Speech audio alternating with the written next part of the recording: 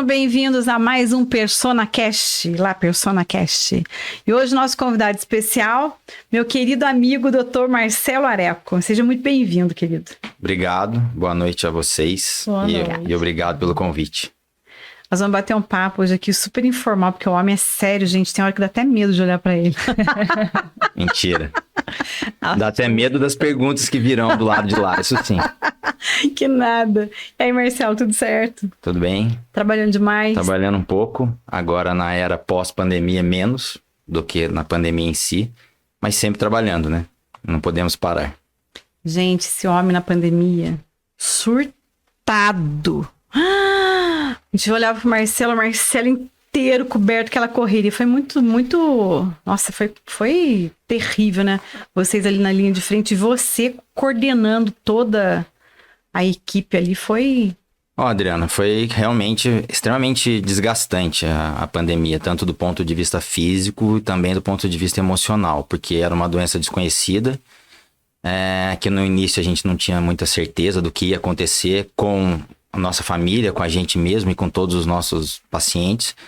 Infelizmente, o início foi difícil, morreram pessoas, foi uma coisa sem vacina, sem mecanismos de defesa, sem conhecimento. Então, posso dizer que realmente o início foi bastante doloroso para todos nós, mas passou. Com certeza, graças a Deus, nem me fale.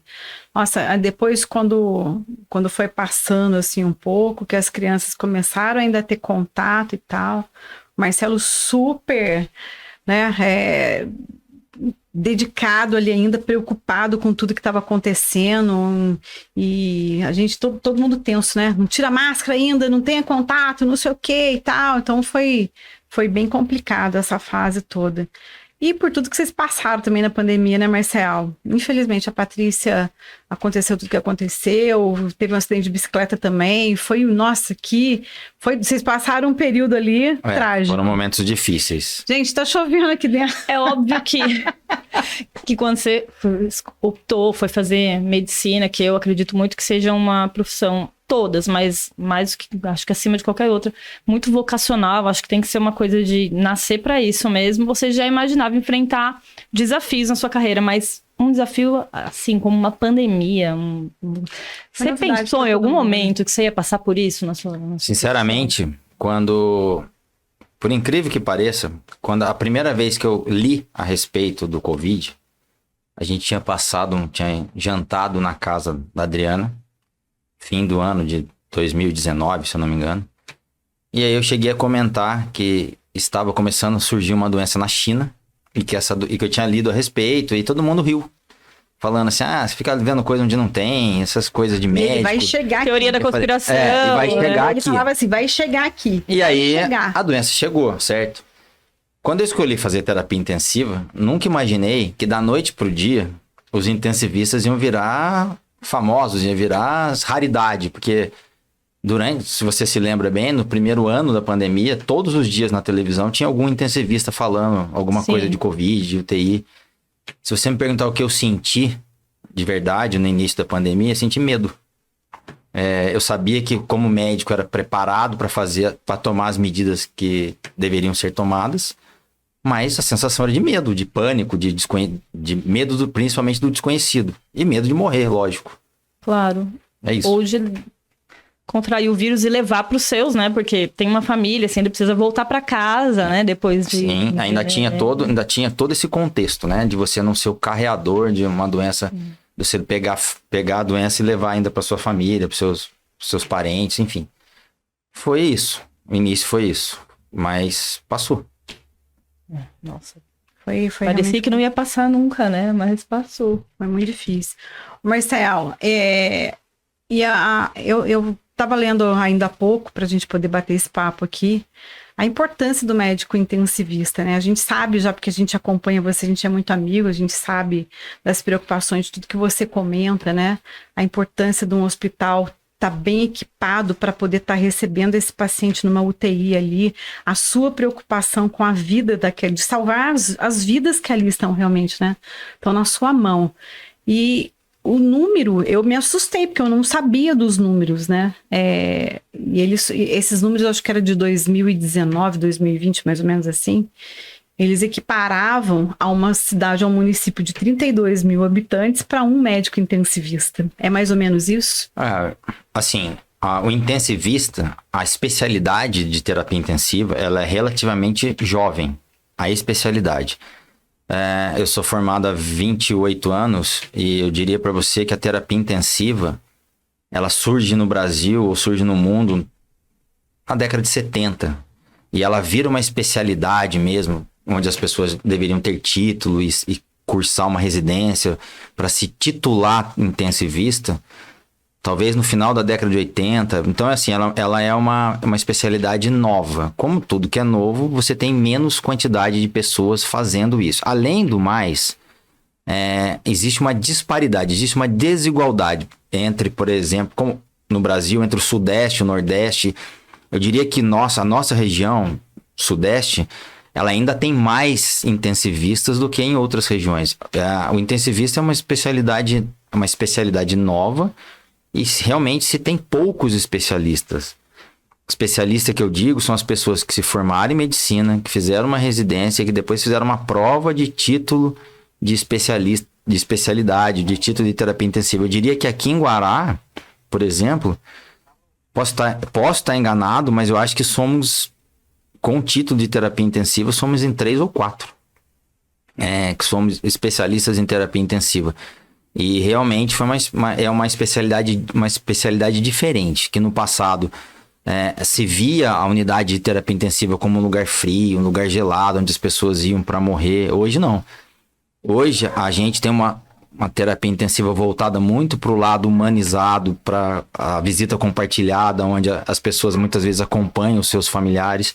E a visão de quem vai para a UTI, qual é o tipo de paciente que mereça ser internado na UTI, ele foi mudando ao longo dos anos. Então, a UTI, ela não só foi se profissionalizando, ela foi se equipando sim, mas ela foi ao longo dos anos se humanizando. E hoje, você sabe, eu sou coordenador, eu e João Felipe, um colega intensivista, coordenamos a unidade de terapia intensiva do CEPOG. E existe um programa médico chamado EpiMed, onde você alimenta esse programa com dados a nível de Brasil, e no final de um ano esses dados são analisados e você recebe ou não selos de qualidade. E a gente foi merecedor desse selo de qualidade, saiu a semana passada, que estamos, vamos dizer assim, num ranking entre os 30% de melhores de terapia intensiva do Brasil. Bacana. Então, é uma coisa que nos deixa cheio de orgulho, mas a terapia intensiva vive de equipe multidisciplinar. É médico, enfermeira, técnica de enfermagem, fonoaudiólogo, psicólogo, fisioterapeuta.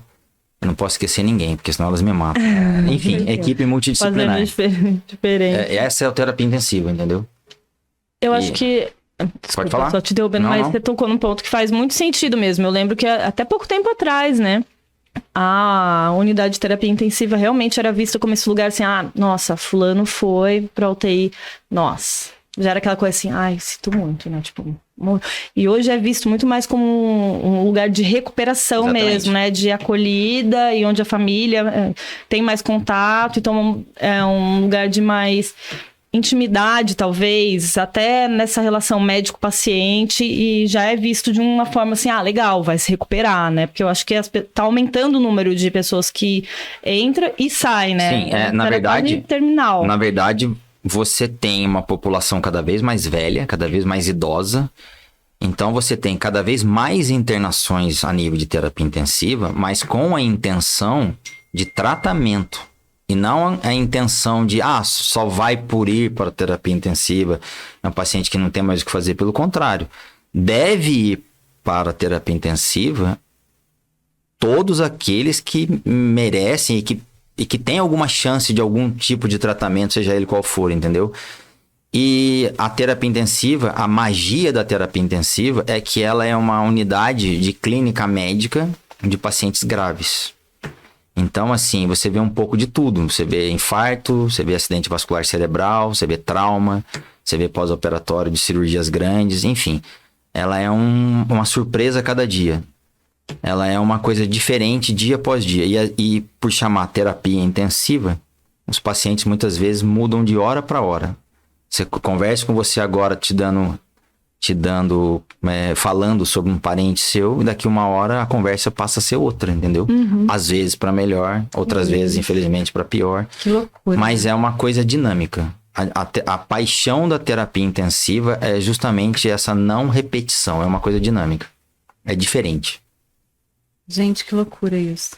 Marcelo, e quando talvez essa abertura até para familiares e nessa visita, eles sentem a presença ali do familiar? Você como o seu olhar de médico, você como médico, todo mundo fala assim, fala porque é importante, ele vai te ouvir, ele vai, né, quando tem a abertura dessa visita. E isso acontece realmente? Eu acho que sem dúvida nenhuma. Existe algo não mensurável, existe algo além da ciência, vamos dizer assim, mas que eu não tenho dúvida nenhuma que a presença de um familiar, existe alguma troca de energia, de sentimentos, que muitas vezes você não consegue mensurar, você não consegue medir, não existe um aparelho próprio para isso. Eu sou a favor da unidade de terapia intensiva humanizada.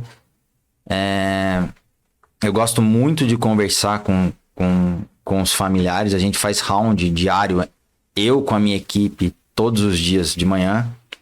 E muitas vezes, na hora de dar a notícia, de receber os familiares, o plantonista que está lá, que trabalha com a gente, é quem fala, mas a gente tenta uniformizar uniformizar as informações, porque para evitar a informação desigual, enfim. E isso faz toda a diferença. Com certeza.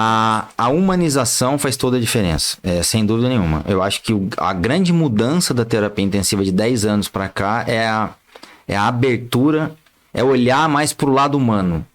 Ela realmente era um ambiente muito frio, muito diferente do resto de um hospital. E se você conheceu na inauguração, a nossa unidade, ela não é um salão aberto, elas são leitos individualizados, com televisão, com um lugar para acompanhante. Então, é um conforto a mais para a família e para aquele paciente, porque ele não se depara com... Ele não sabe. O paciente do leito 1, ele não enxerga o leito 2. Ele não sabe o que está acontecendo. Porque a pior coisa para quem esteve na UTI foi a pessoa ver o desespero de uma emergência ou de alguma coisa acontecendo com o seu vizinho. E você pensa assim, pô, está acontecendo com ele, quem sabe o próximo sou eu, entendeu? Isso é muito ruim. E até para quem ia visitar realmente, né? Porque ficava tudo aberto lá, você olhava ali... todo entubado, todo complicado. Você fica pensando, será que o meu também vai acontecer isso ou não? Enfim, gente, a unidade de terapia intensiva hoje é um lugar humanizado, onde a gente tenta fazer isso cada vez melhor e vamos continuar trabalhando por esse lado, entendeu? Porque a ciência, claro, é importante, o conhecimento é importante, mas a humanização é tão importante quanto a ciência, ou mais importante do que a ciência.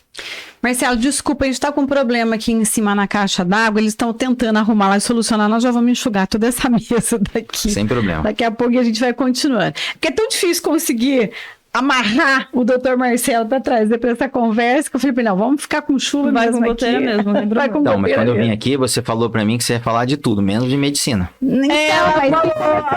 último assunto vai ser a medicina. Mas eu falei, mas quem começou foi ele. Você viu como é que ele começou a conversa? Ele começou, médico é um problema sério. Pois é. Mas olha só pra gente poder terminar o assunto de medicina, que eu realmente quero ir pra sua vida pessoal, que você não conta pra ninguém. Eu não vou contar aqui. Vai, claro que vai. Imagina, de frente para as câmeras você vai contar para todo mundo.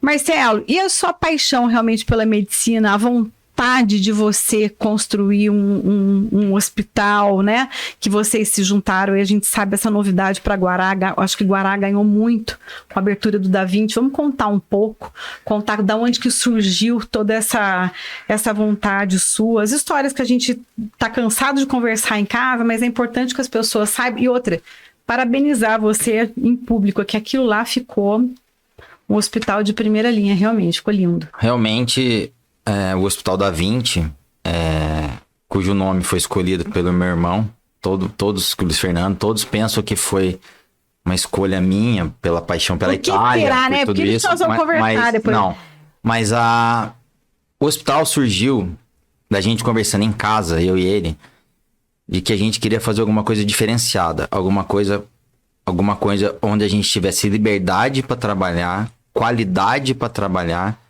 e que a gente pudesse fazer uma medicina de um nível bom, de um nível melhor, porque a gente estuda, a gente tem formação e a gente queria botar isso em prática.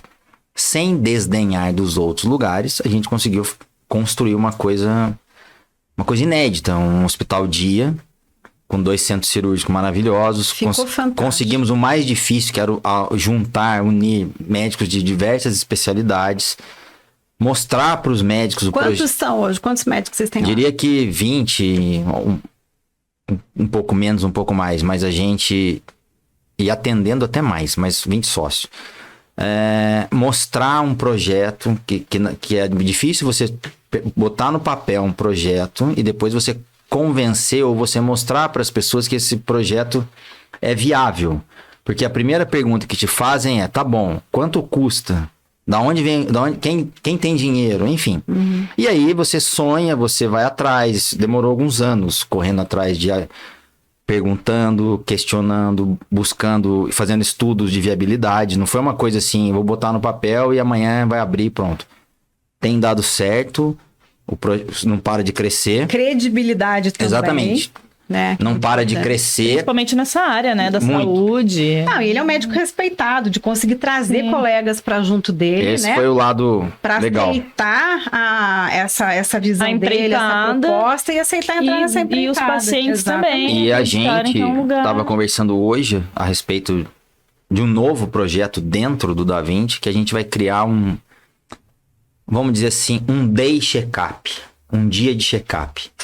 Nós estamos ainda viabilizando, porque às vezes o exame A atrapalha o exame B. Uhum. Mas então, não quero citar quais serão os exames, como será o check-up, porque é uma coisa que a gente está alinhando ainda. Talvez, esse seria até um bom nome, check-up day, não sei. Mas assim, da pessoa conseguir num dia só, ela entrar e fazer esse check-up e sair, vamos dizer assim, com o check-up feito. Porque muitas pessoas têm a dificuldade de fazer o exame A num dia, fazer o exame B no outro, pegar, entendeu? E olha, posso te falar que realmente lá em casa a gente procura fazer uma vez por ano. A gente, ainda mais que você chega nos 50 anos de idade, a importância realmente de você estar fazendo essa avaliação, né? Um cardiologista, fazer uma colonoscopia, porque eu já tive um pólipo. Então, assim, a gente procura realmente... não que a gente está procurando doença, mas não, pelo uma contrário. prevenção, muito pelo contrário, né? Eu acho que a prevenção é melhor que tudo. Foi-se o tempo em que você deveria ir ao médico quando você está doente. O ideal é que você vá ao médico antes de ficar doente, que é a tal da medicina preventiva, que o Brasil faz muito mal.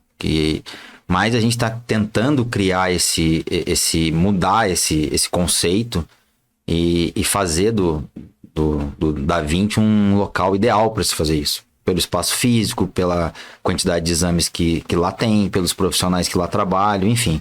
Mas respondendo a sua pergunta, eu acho que é um projeto muito legal, que fez 1 ano.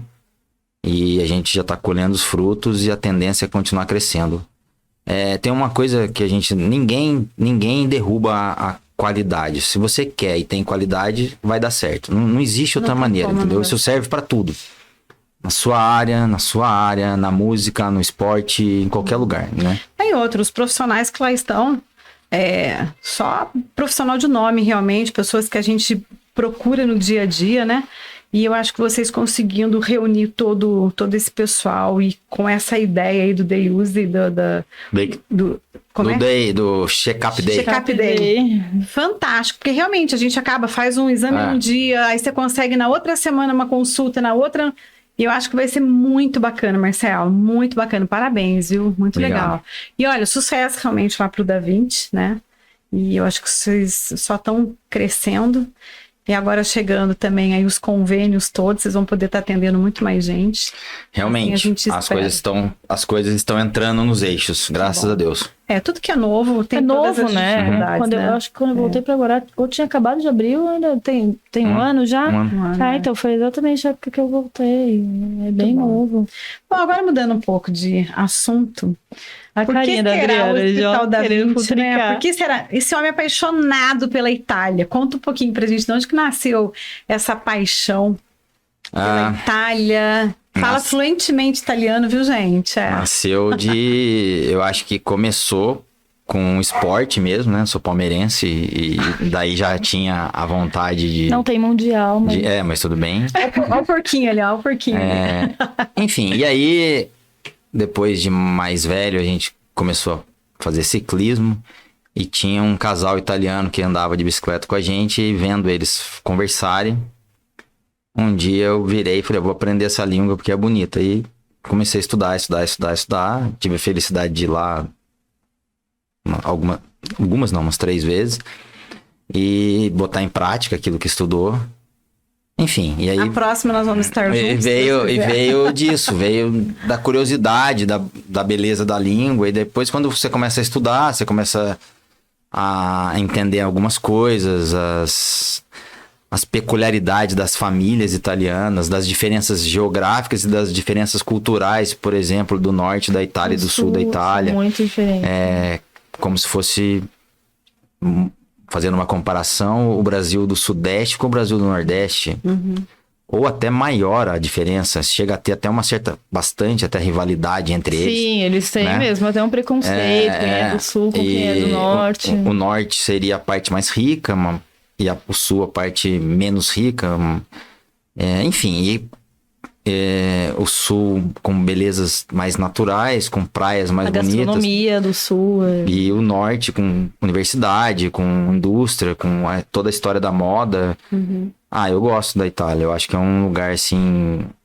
É um país diferente, que consegue ter... Parece que pequenas Itálias dentro de uma grande Itália, entendeu? E tanto do ponto de vista de geografia, como do ponto de vista cultural, até no esporte. O próprio futebol é diferente. Enfim, eu gosto. E falar e estudar a língua e continuo estudando... É mais legal, porque você, quando vai, consegue aproveitar um pouco mais ainda, entendeu? E eles gostam do brasileiro que se esforça para tentar falar, entendeu? Sim. É bem interessante. E olha só, eu sou apaixonada pela Costa Amalfitana, né? Que eu acho aquilo lá lindo demais. É uma beleza, assim... Por onde você já passou? Eu passei no... Onde mais chamou atenção, assim, que você falar aqui, eu gostaria de voltar, que eu gostaria de ficar... É difícil, porque são cidades diferentes, né? Mas, por exemplo, Roma tem uma beleza... É uma cidade bastante culta, bastante... O lado religioso, o Vaticano é muito bonito, mas não só o Vaticano, outros lugares interessantes, praças maravilhosas, uma cidade histórica. Firenze, que é a cidade do Pinóquio, é linda, bastante diferente de Roma. Verona, que eu acho que juntando tudo é a mais legal de todas, porque tem um lado mais bem antigo também, mas tem belezas naturais, tem um lago bonito, tem o lado de montanha próximo, que foi a gente inclusive disputou uma prova de bicicleta, que se chama Dolomites. E conheci uma cidade, Veneza, que é uma cidade bem interessante, mas conheci um lugar que é Gênova, que é a cidade de Cristóvão Colombo. Cristóvão Colombo era genovês. E é uma cidade histórica. É considerada a cidade de mais pontos tombados pela Unesco. Então, Gênova é uma cidade... Parece que anda num museu. Mas ela é bem antiga. E ela tem, a poucos metros dela, uma coisa no mar. São pequenos vilarejos que se chama Cinque Terre. São 5 lugares. Que eu não sei te dizer qual é mais bonito que o outro. Parece que alguém parou e inventou aquele lugar e falou assim, não, isso aqui vai chamar isso. Esse lugar é bem bonito. É no norte. Se você olhar para o mapa, você vai olhar para o mapa lá para cima à esquerda, lá na divisa com a França, praticamente. Então, assim, Gênova é uma cidade bastante diferente. Então, assim, são lugares diferentes. Eu voltaria em todos. Se você me perguntar em qual lugar eu gostaria de voltar de lá, Milão também, que é interessante, cidade grande, mas com alguns problemas hoje já de cidade grande, de bastante imigrante, e já tem alguns problemas como já existe em alguns outros lugares da Europa, mas é legal. Toda cidade grande é encantadora, realmente, né? Mas é quando você vai para os vilarejos, para cidades menores, ela é aconchegante, ela tem aquele acalento da população, e lá realmente legal. E me fala uma coisa, seu prato predileto? Que dúvida. A dúvida é simples. Pizza versus picanha. Ó, Marcelo é dos filhos não, viu, gente? É difícil. Quando eu preciso falar com ele, que eu sei que o dia a dia... E a sobremesa é chocolate. Não é chocolate.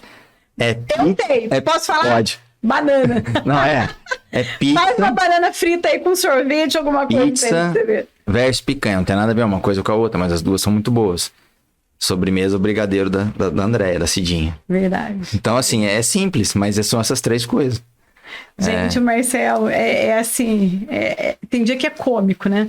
Às vezes eu preciso falar com ele e falo assim, ai gente, ligo, mando mensagem, o que eu vou fazer? Aí eu mando mensagem, ele responde sim, não. Eu falo, ai, que medo que eu tenho dele. Mas a mensagem é... Você vai fazer isso? Sim. Você vai fazer isso? Não é isso? Quem conhece ele, acha que ele é super, assim, bravo, que ele é rígido pra caramba, que ele... Mas não, é um palhaço, viu, gente? É um palhaço. Adora cantar um karaokê. Porque na internet também, quando você manda mensagem, as pessoas não sabem a entonação, então elas esperam uma resposta mais comprida, porque é muito interpretativo. Sim, então, quando você fala só sim ou não, a pessoa acha que você tá sendo seco, né? Não, você só tá respondendo. E na verdade, essa fama aí de bravo... mas ele tem fama não é só comigo, não. Todos os amigos têm. Ele assim, passa essa mesma fama, todos os amigos. É que, assim, todo perfeccionista... é exigente trabalhando. Então, você é perfeccionista. E você quer no seu trabalho fazer o melhor. Só que você quer que todo mundo faça igual a você. E quando você coordena ou lidera alguma coisa, você tem que dar exemplo e muitas vezes você tem que... como é que se diz? Tirar o melhor das pessoas, entendeu? E eu acho que ao longo dos anos tenho conseguido fazer isso. Se isso vai render uma fama de sério, não sou. É só... ela sabe que eu não sou. A gente tem que ter uma outra oportunidade com ele, porque daí ele se solta um pouco mais. Marca um karaokê pra você ver. Marca. Então a gente tem que marcar. Não, deixa chegar o carnaval. Quem conhece o Marcelo do carnaval? Sem álcool. E não bebe nada. Nada. Né, Marcelo? Ela fala isso porque você é daqui, você conhece o Bloco da Lata. E a gente... Eu e meus amigos fundamos o Bloco da Lata. Conta um pouquinho para todo mundo em saber. 1988, se eu não me engano. Isso mesmo. Cada um torcia para uma escola de samba. E aí um dia, vamos fazer um bloco nosso, um bloco de embalo. E aí inventamos de fazer o Bloco da Lata. E todo mundo falou, isso não vai dar em nada, isso não vai dar em nada. Na primeira vez, acho que desfilamos com 50, 70 pessoas, não mais que isso. Na segunda vez, um pouco mais. E, de repente, na terceira vez, mais de 1.000 pessoas na avenida. Olha. Com camiseta, abadá. E aí, a gente gostava de carnaval. E gostava de tocar samba e tal. E aí, a gente inventou de cantar o Bloco da Lata. Então, eu canto o Bloco da Lata desde 88. A primeira vez que a gente cantou na avenida foi em 90. Foi em 1990. O primeiro ano que a gente saiu na avenida cantando mesmo. Era uma época até que a gente cantava em cima do carro, não era embaixo, que hoje a gente canta no chão. E aí, é um sonho, porque você gostava de carnaval, e ali é seu, você faz o que você quiser, você canta, entendeu? E muito legal ver que deu certo, né? E tá lá até hoje, né? E esse ano eu cantei. Além de cantor, é compositor. Não, o compositor é meu irmão, Marco Aurélio, eu só sou o intérprete, o palpiteiro, entendeu? Eu acho que aqui tem que mudar essa melodia. E tem uma passagem legal. Eu acho o Márcio Arrese, que vocês conhecem, talvez o maior compositor de samba, pra mim, de Guará, é o Márcio Arrese. Tem sambas lindos na Tamandaré, na Embaixada, no Boneco, no Lelé da Cuíca, enfim. E meu sonho era cantar com ele um dia, ou igual a ele. Igual a ele não consegui, mas cantar com ele, por incrível que pareça, numa matinê do Itaguará, a gente cantava o samba do Bloco da Lata. E aí ele me chamou lá e falou, você que vai cantar? Sobe aí. Aí ele virou pra mim e falou assim, mas qual é a nota? Eu falei, eu não sei música. Eu sei, é tudo de ouvido, eu sei cantar. Daí ele falou assim, canta no meu ouvido. Quando eu cantei, ele falou, isso aí é um Lá maior. Eu falei, beleza, é um Lá. Então é um Lá maior, agora eu já sei. Aí foi, entendeu? E aí, depois... numa outra apresentação, uma pessoa tocando cavaco perguntou pra mim, qual é o tom? Eu falei, Lá maior. O cara olhou, esse aí conhece. Mal sabia que fazia nascido. Solta um Lá maior pra mim aqui, por favor. E aí, foi isso. Aí você já sabe que o seu tom é um Lá maior. Não, nessa música foi. Entendeu? Mas eu tenho um vídeo dele, acho que foi agora no final de ano lá em casa. A gente botou o videokê para poder cantar. E eu acho que o Felipe talvez não tenha visto ele cantando. Não sei se ele não se lembrava de você cantando. Mas a hora que o Marcelo pegou no microfone, gente, o Felipe, o filho dele, de gargalhada. Mas a gente ria, da risada dele. Ele se jogava no chão para dar risada do pai cantando. Foi muito engraçado. Foi muito engraçado. Não sei se ele não tinha visto você ainda. Eu acho que não, porque nos anos da pandemia não teve desfile, né? Então eu não vi o cantando na avenida, assim. E depois ele era criança. Ele era menor, não prestava muita atenção. O que será que ele viu em você naquele momento? Não sei. Foi uma outra versão do pai, né? Talvez. É uma outra versão. Eu acho que é verdade. Eu acho que ele ficou feliz de ver, porque ele tá acostumado a ver o pai na correria. O pai sério, preocupado com o paciente e tal. Então, mas olha só, a gente, sem querer, a gente conversou do trabalho, certo? De medicina. Você falou da Itália, da viagem, de outra língua. E a gente falou de carnaval, certo? De música.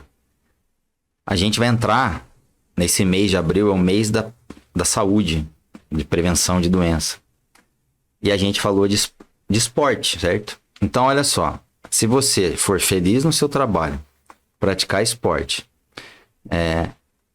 ter algum tipo de lazer, no caso língua, viagem, seja lá qual for, música, seja para cantar, seja para tocar algum instrumento, isso é muito ou tão importante ou mais importante do que você ir fazer check-up.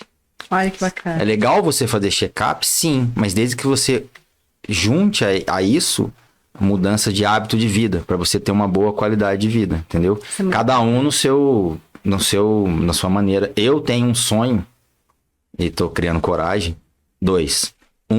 É aprender espanhol. Que falta ajustar horário. E o outro é tocar cavaquinho. Que legal, Marcelo. Que eu quero entrar já vi onde entrar numa escola de cavaquinho. Se eu vou ter jeito, não sei. Mas você já toca algum instrumento ou não? Só instrumento de percussão, tamborim, caixa, surdo, mas instrumento instrumento musical não.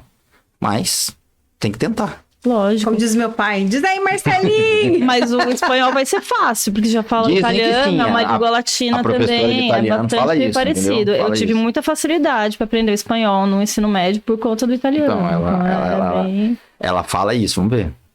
Espanhol eu fiz 2 anos de espanhol e realmente, algumas vezes que a gente esteve na Argentina, a facilidade que você tem de perguntar coisas assim deles lá, de lugares típicos que turista não sabe e tal.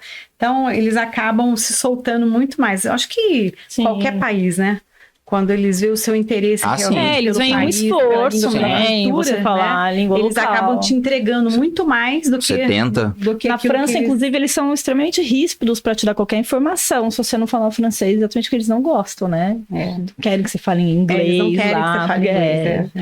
Exatamente. A minha meta é o francês, no caso.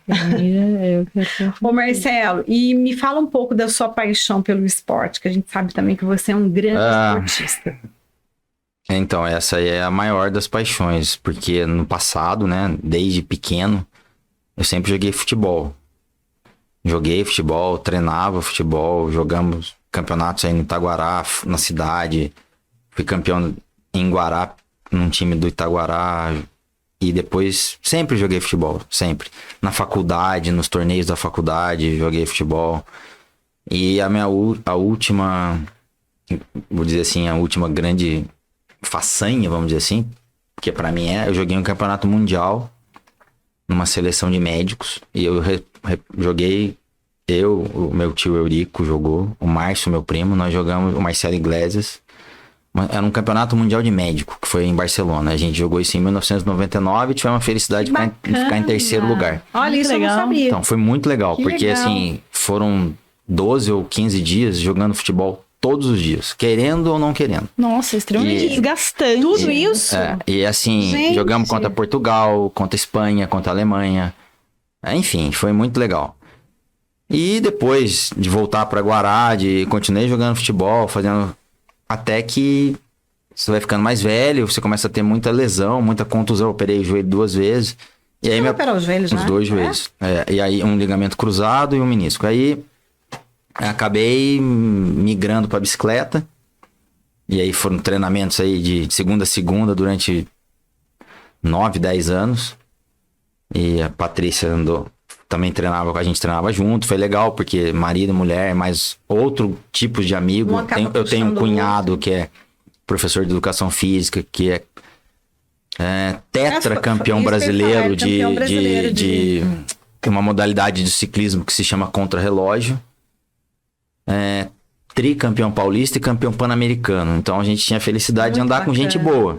Aí também tivemos alguns problemas, acidente com uns amigos, o próprio Patrícia teve um acidente. Hoje eu continuo pedalando, mas indoor. Eu não pedalo mais na rua. E aí, depois de velho, para acompanhar o Felipe, a gente faz aula hoje de futevôlei, que é começar alguma coisa nova do zero, que é completamente diferente de futebol, mas é gostoso, entendeu? Então, assim, o esporte, para mim, é paixão. Faz parte da sua vida. Mas, como médico, não tenho dúvida nenhuma que o esporte deva ser feito por todos, independente de idade.